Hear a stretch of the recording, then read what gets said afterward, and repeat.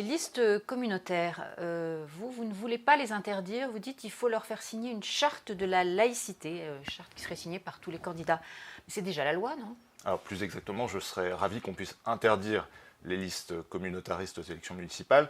Seulement aujourd'hui, on sait bien qu'on doit passer par un certain nombre d'outils juridiques qui en plus doivent être stabilisés et qui ne seront pas prêts pour les élections municipales de mars 2020 qui sont dans 3 mois et demi. Donc vous dites en attendant, charte de la laïcité. Mais je dis démasquons dans un premier temps les candidats qui ne voudraient pas s'engager sur les principes fondamentaux de la République. Alors il y a évidemment la loi, mais il y a aussi les discours, il y a aussi les méthodes que l'on peut employer dans une élection municipale. Moi je propose une charte sur 3 piliers.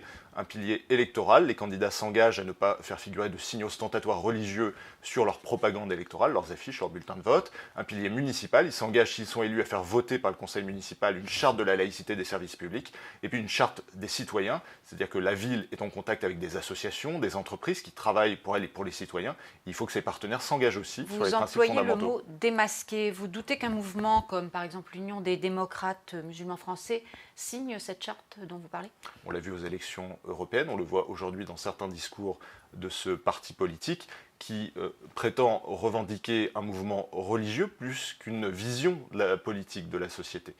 Et moi, quand je dis démasquer, effectivement, voyons qui s'engage, qui signe à la fin de cette charte, qui est plus symbolique que juridique, mais qui permettra au moins aux citoyens de se faire une idée. Est-ce que les candidates et les candidats pour lesquels ils s'apprêtent à voter s'engagent bien haut et fort, formellement, à défendre les principes de la laïcité et de la neutralité religieuse dans l'exercice d'un mandat municipal. Ce front laïque et républicain que vous souhaitez contre les listes communautaires, il va se former?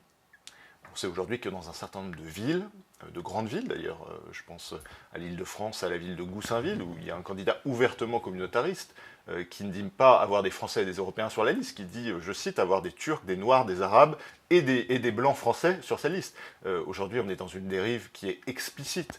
Et je crois que face à ça, il faut que tous les républicains s'unissent. Si on voit qu'il y a un risque d'élection, on sait bien malheureusement que dans un certain nombre de quartiers, ces gens-là ont été très présents, ont parfois remplacé un État défaillant. Et il faut à tout prix montrer aux citoyens que c'est une impasse et que ce n'est pas la vision de la République que nous voulons.